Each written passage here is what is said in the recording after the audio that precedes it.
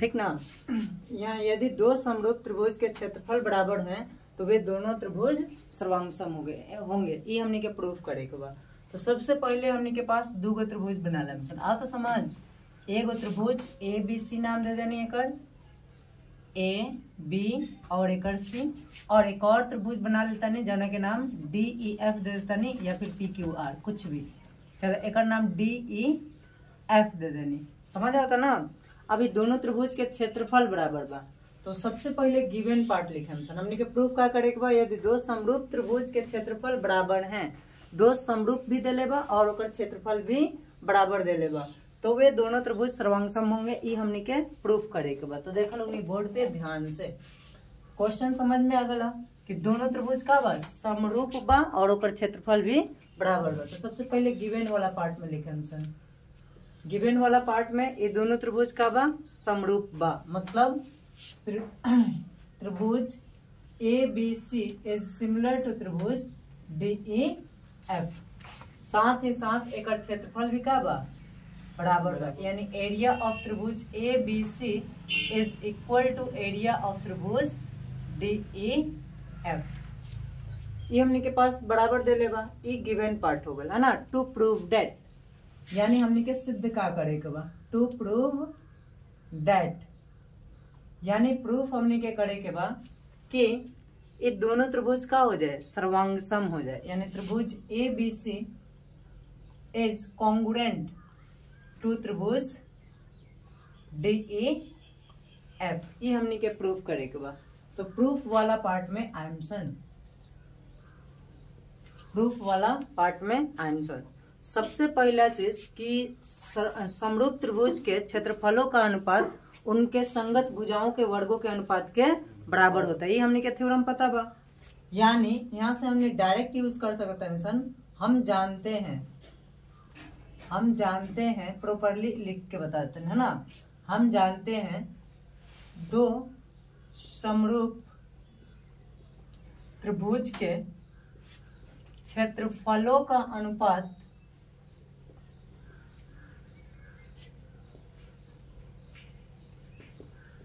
उनके संगत भुजाओं के वर्गों के अनुपात के बराबर होता है। संगत भुजाओं के वर्गों के अनुपात के बराबर होता है।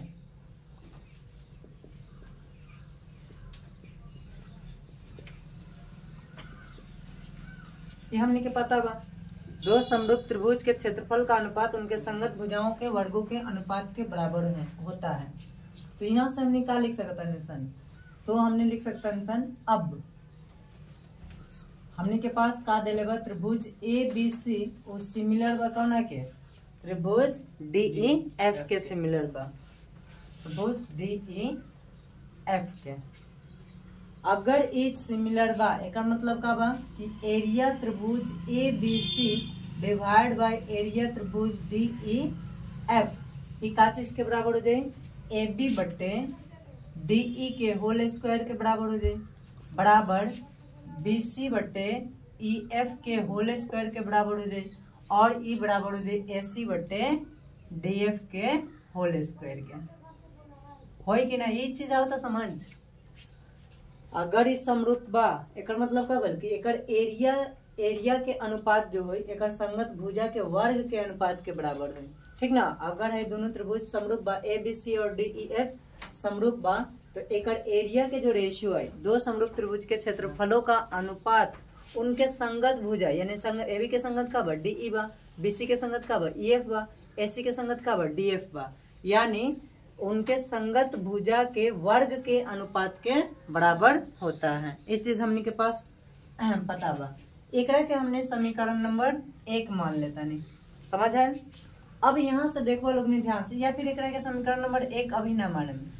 अब बताओ लोग एकड़ क्षेत्रफल और एकड़ क्षेत्रफल दोनों के बराबर बा। यहाँ को गिवन में क्या दे बा एरिया त्रिभुज A B C is equal to area त्रिभुज डी ई एफ।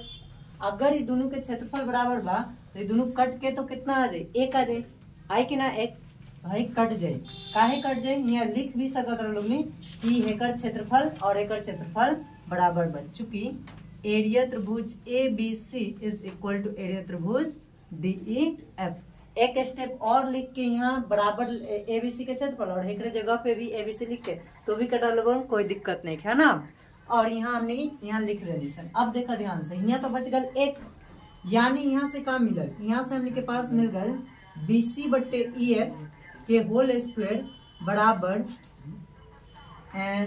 AB बट्टे, एक मिनट हाई पहले लिख लिया ना, AB बट्टे DE के होल स्क्वायर बराबर BC बट्टे EF के होल स्क्वायर बराबर AC बट्टे DF के होल स्क्वायर। और ई का चीज के बराबर बा बताओ, हेकर और ई दोनों तो कैंसिल आउट हो गल ना, सेम सेम चीज ऊपर नीचे बा, हेकर क्षेत्रफल और हेकर क्षेत्रफल तो बराबर बा। अगर हम सेम सेम चीज बताई तो 1 हो जाए, कटी तो 1 हो जाए ना। अब यहाँ से 3 चीज 4 चीज बराबर बा, तो हेकरा से हाई बराबर लिख सकता है, हेकरा से हाई बराबर, हेकरा से हाई बराबर, यानी यहाँ से हमने के पास 3 गो इक्वेशन मिला था। कौन कौन? अब यहाँ से हमने लिख सकता है AB बट्टे DE के होल स्क्वायर बराबर 1 लिख सकता है का, हर चीज 1 के बराबर हुआ कि ना। साथ साथ ऐसे भी लिख सकता है BC बट्टे EF के होल स्क्वायर बराबर 1 लिख सकता है सर, हाई भी चीज 1 के बराबर बा, समझ आता ना। और यहाँ लिख सकता है AC बट्टे DF के होल स्क्वायर बराबर 1 लिख सकता है सर। यहाँ तक आल समझ? अरे है चीज 1 के बराबर, सब आपस में बराबर बा, हाई चीज 1 के बराबर, हाई चीज भी 1 के बराबर, हाई चीज भी 1 के बराबर। और है से स्क्वायर टर्म्स तो रूट अंडर 1 आ जाए, और रूट 1 का होला 1 होला, यानी यहाँ से हमने के पास का मिलल, हाई मिटा दी, हाई यहाँ लिख लिया लोग ने, चूंकि हेकरा बदले में है ना है जो यूज करनी सन एरिया त्रिभुज DEF is equal to area त्रिभुज ABC, एकरा के ब्रैकेट में है ना लिखता है। अब है ना जगह हो गल है ना। अब देखा ध्यान से, यहाँ से हमने क्या बोल सकते हैं सर, AB बट्टे DE बराबर 1 बोल सकते हैं सर ना। काहे बोल सकते हैं सर, कैसे के स्क्वायर है ना सेट होने रूट अंडर 1 आ जाए है ना, और रूट 1 का होला 1 होला, तो वैसे ही AB बट्टे DE यानी से स्क्वायर टेंशन रूट 1 होला। और क्रॉस मल्टीप्लाई करम सन तो AB बराबर का आ जाए DE आ जाए, आता ना समझ। साथ साथ यहाँ हमने के पास BC बट्टे EF के होल स्क्वायर यानी BC बट्टे EF इज इक्वल टू 1 हो जाए, समझ आता ना, से स्क्वायर टेंशन होने रूट आ जाए तो 1 आ जाए। तो यहाँ से हमने के पास का मिलल BC is equal to EF मिल गए। तीसरा चीज का बराबर बा AC बट्टे DF इज इक्वल टू 1, यहाँ से मिल गल AC बराबर DF। तो हाई देखा लोग जौन घेर देता नहीं वो चीज के ध्यान से देखा, दोनों त्रिभुज में AB जो रेखा बा AB DE के बराबर दिखा था, BC EF के बराबर दिखा था है ना, और AC जो बा वो DF के बराबर दिखा था। तो किन्हीं दो त्रिभुज में संगत तीनों भुजा बराबर हो तो वे दोनों त्रिभुज क्या होती हैं, सर्वांगसम होती है। और संगत तीनों भुजाओं का अनुपात बराबर हो तो उसे समरूप कहते हैं, है ना। तो यहाँ तीनों भुजा क्या बाटे बराबर बा, तो यहाँ से हमने बोल सकता निशन, यहाँ से हमने बोल सकता निशन कि त्रिभुज ABC ई का चीज बा सिमिलर कॉन्ग्रुएंट हो जाए, है ना, कॉन्ग्रुएंट हो जाए कौना के DEF के, त्रिभुज DEF के कॉन्ग्रुएंट हो जाए कौना थ्रू S के थ्रू, आल समझ। और ये हमने के प्रूफ करे कर लखा, देखो आलो समझ नोट करा। तो मेन काम यहाँ पे लखा हाई थ्योरम पता होगा कि चाहिए, ओकर बाद नहीं है स्टेप सब। और कौन डाउट बा, और कौन डाउट बा बतावा हो।